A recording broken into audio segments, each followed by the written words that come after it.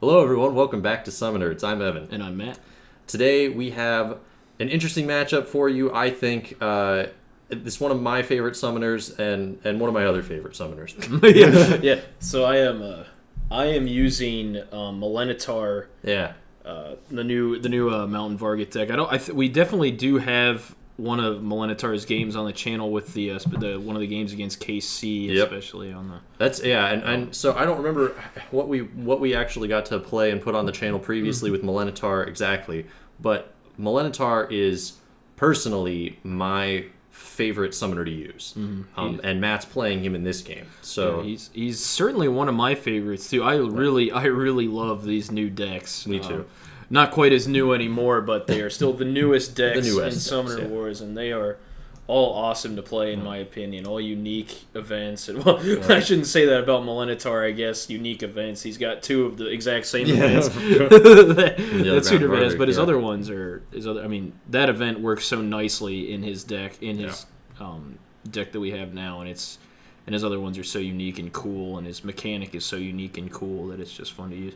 And so yeah, I'm trying Endrich again. I love Endrich. I don't like using Endrich as just the typical Loon, Sorgwen, Deceivers. It's boring. And I like to do other things with Endrich. Endrich is just his concept, and a lot of his cards are some of my favorite in the game. I'd really just have a soft spot for him. So I want to try him with some odd stuff. Just get myself back in the game a little bit here with a deck with a fragile summoner. That was my kind of goal here. Fragile summoner deck, see what I could do with it. And Matt went first, as you can see, and took a couple of my stuff, took a couple of my commons. And I don't have anything great in my hand. I saw like a teleport to Conjure Gorgons, but I don't have magic yet. So I'm just going to try to reposition a little bit, maybe get some magic off of Matt here. I've got 2 chances at some easy kills with these Aspirants, and I want those off the board anyways, because those are a pain. Yeah. Those are a pain to have. They're wonderful to have on my side, though, let me tell you. I guess your Aspirant up there by the guard, the guard can take the hit. Yeah, because that's what you're going to do. Boom. Yep. And then this one, I miss, so that's okay. Yep. So really nice having that guard to soak that up. Guards are just amazing, too. The utility they provide every single deck. They are. Sunderved, Moira, Malenatar. They actually, I think, are the best unit in that deck, weirdly, but I think they're probably the unsung hero, because the commander provides such a crazy attack value, and the aspirants are so easy to use every game effectively. Like, they're just one of the best commons kind of in the game. But the guards are one of those push sustainers that I think they might be kind of unparalleled in that. I also agree. I agree completely that the guard is the best unit he has in his deck. Yeah. Being able to keep those commanders alive, to be able to do their thing again and maybe again after that is just amazing. And the guards can take hits for Malenatar if you have that Unify played. Yeah. So lots of utility for the guards in all the decks, I'd say. So Matt just went crazy and discarded everything in the world. I believe I did play a Superior Execution as well. So you can get all those cards back. So I'll get them all back. Yeah. So I think that's what's so great. That's just what's so great about Malenatar's deck is that that card can be used in a number of different scenarios. This time I'm using it to make a really early offensive push and keep everything in formation so the guard can soak up just enough attacks that it's going to be annoying to deal with these units coming up. But you can also, you can use it for a number of card abilities. Like there's some champions that really benefit from Superior Execution, like Varden, right? There's just lots of different uses for it, but I like this really early aggressive play, especially against Endrich, who now only has 2 summon points for this turn, potentially Conjure Gorgon. We did see one of those. That's the tough thing about Endrich, and we were talking about this afterwards. I think Endrich has one of the worst starts of any of the summoners in the game. His starting position, he's definitely far back, but any summoner that can offer an early push Endrich's units are spread in these weird corners. They're not units that are easy to sustain unless you get that unlock or something like that out. If he doesn't get an early wall or some kind of early magic, and again, his commons that are out all have 1 attack, so early magic isn't easy for him. Then reclaim, even if you get an early unlock reclaim, you don't have any cards in your discard, it doesn't matter. Yep. So I just think he's hard initially, but once he gets his engines going, he's crazy. Yeah, definitely needs to get that engine going. It's tough. Yeah, I completely agree. It's tough for him to get his footing. Well, I think that's why Malenatar is such a fun matchup for him, because it's actually, I think, probably one of the hardest matchups for him in the game. Kind of like just looking on the face of things, it's just a really rough thing for him to have to deal with all of those commons and all up in his face right in the very beginning, because he can really only take he's only expected to take 3 attacks from like an aspirant, and that's really easy to do with a commander and an aspirant. That's supposed to be Endrich dead. One command and an aspirant on either side of it. He's gone. And that with Malenatar, it's really easy to set up. Yeah, I mean you got to get up to Endrich, and that's where these Gorgons are going to come into play as well. And the other card we saw in Evan's hand that was introduced in these new decks, the Shifter, which I think is actually pretty critical in this type of matchup, where you can completely disrupt the formation like this by snatching that guard. You need to have some kind of offense going, because I mean that's still a decent amount of units. You could snatch the guard. It could snatch the commander. The commander could snatch an aspirant, but I could do a lot of economic damage to Matt, and I could do a lot of and actually the commander's nice, because then I'm actually paying the amount I would normally pay for a commander, which is great, and I'm taking away so much of his offensive ability. Right. Same thing could be done with the guard, and I'd just take away all of his defensive capability. I could kill his aspirants really quickly. So I believe what's happening here is that a superior planning for the superior execution, because I believe that's what. Yeah, so I believe I used superior planning to.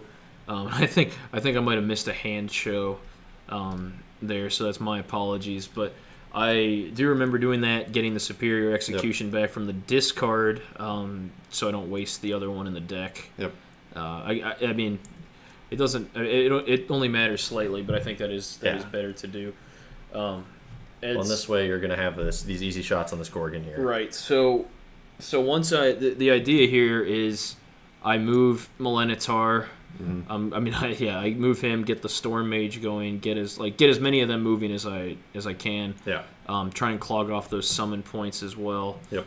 And then I believe so we got the guard moving into position there. Covering all of them. Covering all the summon points, and now I'm gonna all the summon points, all the units. So so I need to, I'm gonna try. I believe what I'm gonna try to do is 4 for 3 that Gorgon with the commander. So the commander's gonna attack the wall. Yep. Second. He's thinking about it here. So what's interesting too is I left this open for Matt. That scenario I mentioned with the commander and the aspirant, Matt could have used Malenatar to get the aspirant and the commander into that position I described, and Endrich would have been Matt would have had the 6 for 4 on Endrich that turn. But if he didn't kill me, then I was going to get both his commander and his aspirant with my Gorgon. Yep. And I was holding those 2 summon points as well, so any other commons that had moved into those summon points, I'd get that as magic, and I'd have those summon points free no matter what. Right. So Matt went with a more conservative play, definitely a better play. Yeah. So even though we had the chance at the game that turn, and actually a likely chance at the game. A likely chance at the game, but I feel like this is just brutal positioning. Yeah. This is kind of impossible to come back from at this point, in all likelihood. So that's exactly why I opted for that instead. And this way, so the cool thing about the other great thing about guards, I use that Storm Mage once. Usually you use a Storm Mage, it's going to die the next turn, or you want to kill it off yourself to get the magic back in some way. But this way, with that guard, I have a very likely chance of that Storm Mage just living. Yep. So Endrich's gotta, like, if Endrich goes there, that's probably the game. Yep, that's probably the game. Yeah. And I knew that, and I don't have any. There's no good option at this point. Right. But I think I have to wall off Endrich in some way so that he's not going to get attacked on multiple sides here. There's only so many options for that, and So I'm going to try to maximize the amount of summon points that I can that'll be hard for Matt to cover or harder for Matt to cover, in addition to protecting Endrich.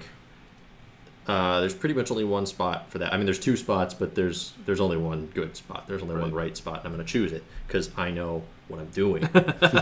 We know what we're doing. We are the summon nerds. We say that, but actually, it's I feel rusty. I definitely feel rusty. I'm feeling pretty good. Like I feel like my hand management is solid. My magic deck.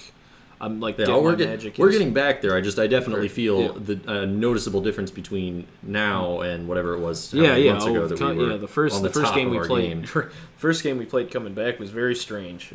Yeah, I felt like I got the hang of it fairly quickly. Varden and Onslaught. Oh geez. Yeah, and bears. Oh my. Yep, and you've got magic to burn, so you could actually maybe play Varden. Mm-hmm. Oh yeah, I can play him 6. this turn. Yeah. How cheap. So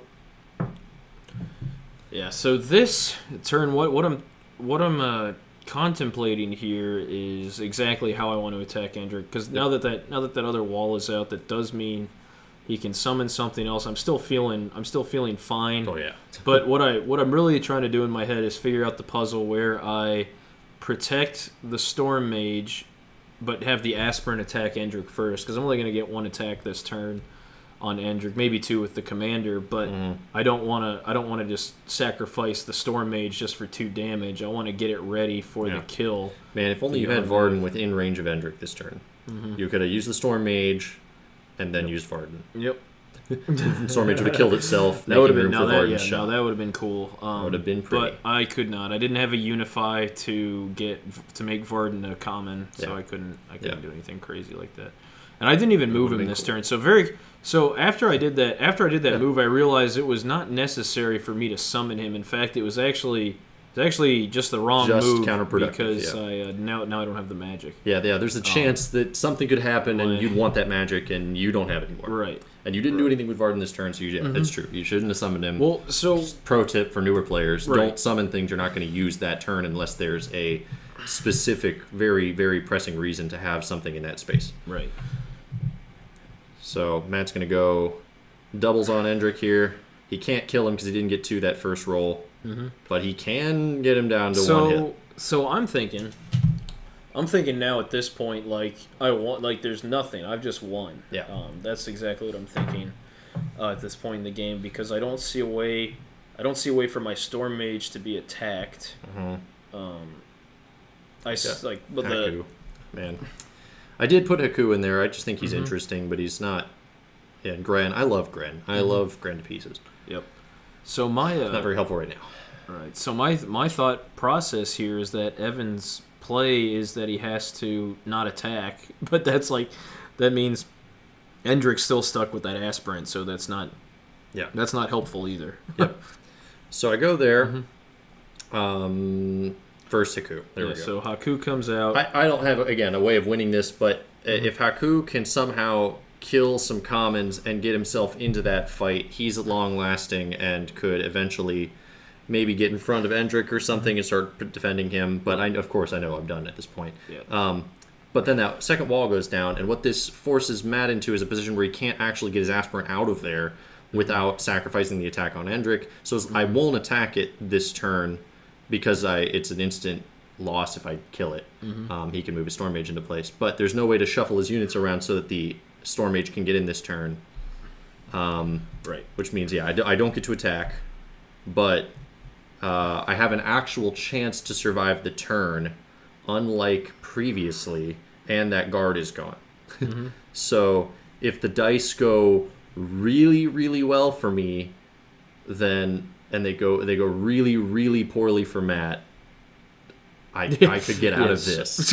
So the keyword. So I was focusing there because I wasn't sure why I was showing you guys that card for so long, and really I think I was looking at the board, planning my move, and just happened to have my cards held out. Yes. Mid hand show. So that's what I was a show of hands. Yeah. But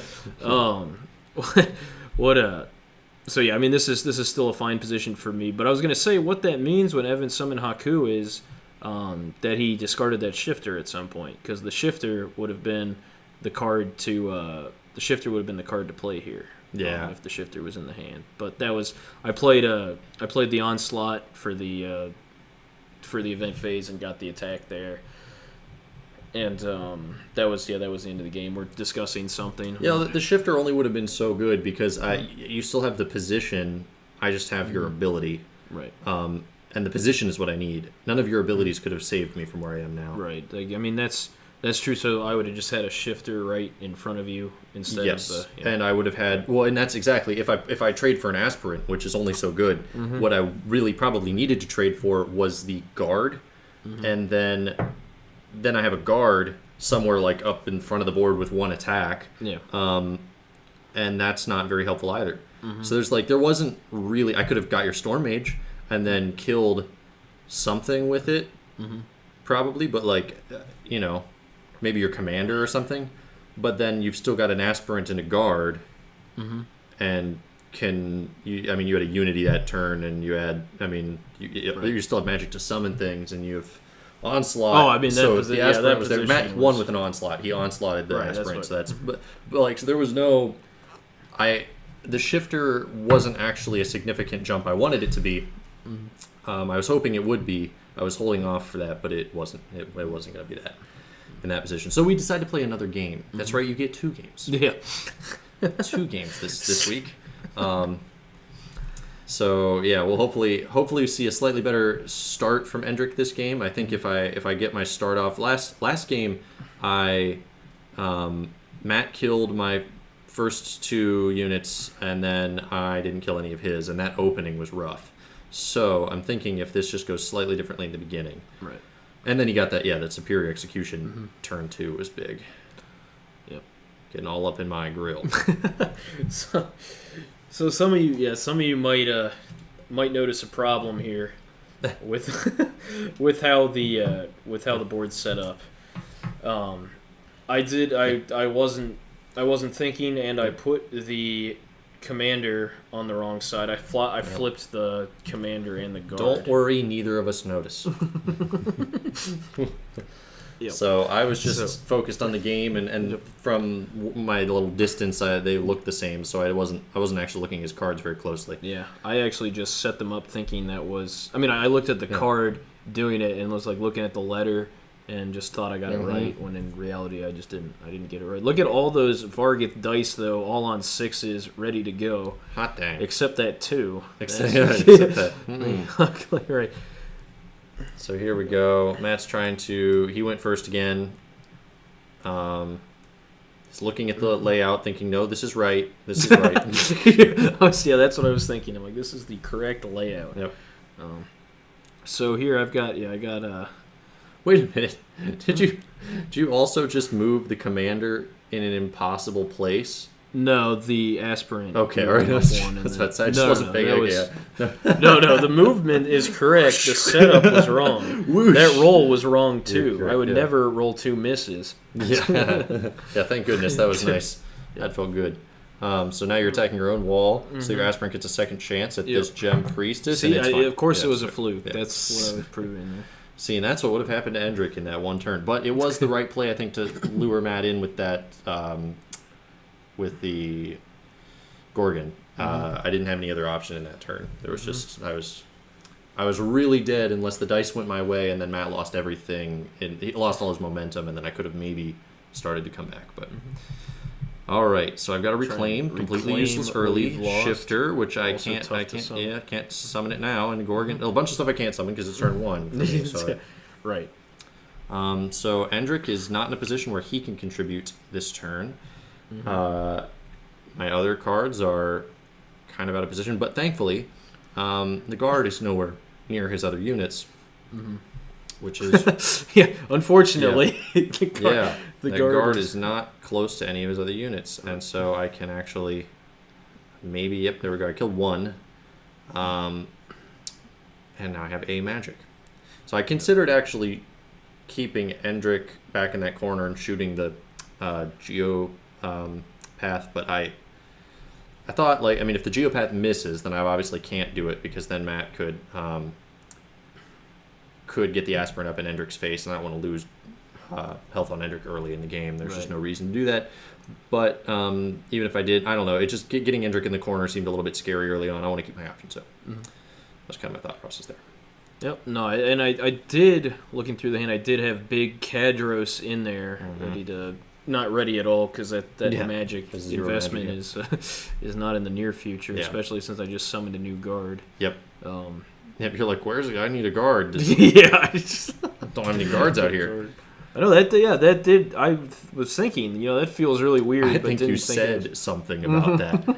I think you were like, yeah, that's why I feel like my guards aren't here this game, or something. Like I can't put my guard position or side. I don't know. You said something funny. I was like, whatever, Matt. You had it last turn. last game. Last game, you were guarding everything. Yeah. So. Yep. So. I'm not paying attention. Yeah. Just counting my blessings that I don't have a guard in my face. Right. Well, that's what I was just like. I just moved incorrectly. Like I just made the wrong opener at the start of this game or something. Is what I was thinking. And. That's okay. See, now Matt's massing on that side, but he's got that forward wall close to me, and that's a little scary, but I'm going to go ahead and get Endrich into a slightly safer position now that I know kind of where Matt's trying to push from. Got that teleport. Man, teleport's one of my favorite things in the world. In this, out of any event, it's like one of my very favorites. It's so simple, but there's something so satisfying about teleporting Endrich somewhere across the board, especially like an unlock teleport. Your opponent's not thinking like, oh, Endrich can shoot up into the corner over here. It's so cool. It can be used defensively or offensively. Yeah, I think it is really cool too. It's just it's tough to get it to work exactly how you want it to. My favorite way to use it is to get Endrich in boost range of a unit that your opponent doesn't think you can. So to use it offensively, teleport him near one of your commons that's boosted, and then move in for an attack where Endrich attacks and the common attacks, and he's able to use his ability to boost them again. So your opponent doesn't think you can generate that many dice, and then you do. Right. That's the most satisfying teleport for me, but it's not going to happen this turn. I could teleport this turn. Yeah, I could do it. Yeah, you could. Like you could just definitely throw him up there. I'd love that. But it wouldn't be helpful right now. So here we go. I'm Gorgoning also. An amazing event, like just an amazing conjuration. Yeah. The Gorgon is, it's a fantastic awesome. Unit. One magic for an excellent ability, and it can't be targeted by any common hate cards. So there I go, baiting that Endrich play again. I need to kill something here. This is important to kill something. So the guard takes 2. Endrich's got 3 on this commander. He needs to hit 2. He'd kill the guard in that case, I guess. So here we go. Oh no, that was Endrich, and then okay. So now the Endrich's out of boost range. Okay, yeah, there we go. Yep. So I killed. Yeah, if I'd got 3 with Endrich, that would have been big bananas. Right. But I didn't. So, all right, Deep Dragon, finish the thing off. Yeah, you needed to get all 5, basically, too. Well, even if I just got... Aspirant, I guess. Yeah. So that would have been... the Aspirant's all I really need, because the commander's useless without something to command. So, this is a little bit of a bummer, because this means Matt has a... it was likely, but if I got 4 out of 5, like Matt was saying, it was that specific 4 out of 5. With the initial 3. Yeah. Then I would be in a much better position. But I didn't really have an easy way to wall up because of that. I would have had to basically sacrifice my Geopath or and then move Endrich back, and then Matt gets to surround my wall again. And I didn't think that I didn't have another wall yet. I didn't think it was wise to let Matt surround walls this early. So I decided to let Endrich be a little bit of bait there with that Gorgon again. Yep. So hoping this goes well and the Gorgon gets to do its thing. Yep. So I have an onslaught. There's not really any use for it right now because I don't want to use the commander's once per turn ability in the event phase to kill the Deep Dragon. I'm trying to go for the kill here. Yep. And the reason I don't feel like I need to do this right away. I just feel like the game's pretty neutral. Yep. Outside, like if I don't do it, like it's still pretty neutral, and I have an opportunity, and I just missed twice. So with now, with the first one, that was great for me. I really needed that. So we have a reroll policy on rerolling anything that falls outside. So he's got 2. So now if he goes 2 for 2, he wins. He goes 1 for 2. 3 out of 6 is not ideal, but it's what I needed for sure. So this is exactly what I was hoping for. In fact, because he moved up with Malenatar, if he'd moved like kind of sideways or something, I'd be kind of in trouble. Yep. But he moved up with Malenatar. This is Yeah. exactly what I was hoping for. I was hoping for a quick trap and an assassination play here. Yeah, I really just was banking on ending it there. Yep. I wasn't thrilled with the positioning of anything on the board so far, and I wasn't feeling the flow of Magic yet. So I'm like, I have the odds, I'll just do it. And I didn't get it there. And so here I am with Geopath coming out. I'm going to go ahead and boost him. 2 Magic. I think I have 4 or 5 Magic. Yeah, I had 5 Magic. So Matt's probably thinking Champion or something along those lines. I mean, I'm sure he considered commons too, but I don't think he considered this possible surround. I'm trying to figure out how to both completely protect Endrich this turn and move my commons into position. That Geopath has got his shot already, but I also need Endrich to be in range of the Geopath, and I need Endrich to not be able to get hit easily from any other side. Right. There's not a way to do it, so I have to chance Endrich getting killed. Thankfully, the Geopath and the Deep Dragon have the same attack at this point, so as long as Endrich's near one of them, it doesn't really matter which. So I'm going to go for the, what is that? I boosted with the Scholar as well, so there goes the Deep Dragon. Yeah, Deep Dragon's attacking. 3. Then I've got a Scholar with 3. Not Scholar, the Geopath with 3. Excuse me? He gets 2 of them. Scholar with 1. Yep. And then Geopath can go ahead with 3. So a 10 to hit 7 there. And that's how that went. So that was the end of that one. So it was a quick trap play. It wasn't exactly likely odds, but it was as close as I could get in that turn. I was still a lot more dice than I think Matt was expecting out of that turn. So 10 to hit 7 is above 50%. no, I mean I could generate. I don't think you were expecting me to generate 10 dice. Oh yeah, no. Yeah. No, I wasn't. I just wasn't. I wasn't thinking about Endrich's ability in that turn there. Yeah. Well, that was I could have maybe used Endrich to try to kill the commander, 3 to hit 2, and keep Endrich safe this turn. But, that's... Well, yeah, you definitely don't want to do that first. You want to see how the attack's going on Malenatar, because if you need 3 to hit 2 on Malenatar and 3 to hit 2 on the commander, then you're just going to go for Malenatar. I had 5 out of the first 6, and so that was big. I could have actually saved the Scholar roll, shot with Endrich, and then shot with the Geopath, and I still would have won with the rolls I got. Once I got 5 out of the first 6, I thought I have to go 4 for 2 for the game. Yeah, because it's it's not likely if the game continues that I'll live very long, and if and because Matt can get out of that probably in some way. There's probably some way to not completely get away from everything, but get himself safer. Maybe a Unify and a Guard or something. I mean, there's just ways out of that. Right. So I just went for it. It was a little unlikely, but just one of those reminders to be careful even when you've got an advantage. Yep. Careful with that summoner. Even a 7 health summoner. Yep, for sure. Especially against Endrich, they can just go down so fast. Yeah. Well, in any case, that's all for this week. We'll see you again soon. We've got some more games, some other factions, some things we haven't done very much of on the channel yet. So some exciting new combinations that we haven't gotten to try yet. Yeah. Lots of exciting new things on the way. Be excited. Stay tuned for more Summoner Wars in the future, and some more other stuff too. We've got some more stuff planned in general, so just enjoy that when it comes up. And we'll get things. I guess brief update. We'll get things filmed when we can. We'll get them out when we can. I started a new job. Matt's still working, and it's hard to find time to film these days, and that's why this was like 2 weeks after our last one. Right. Exactly. So. Sorry if it's a little slower than it was back in the heyday. SummoNerds Prime. We'll get them out as soon as we can because we just love doing it. So anyway, thank you. Until next time. SummoNerds out. SummoNerds out.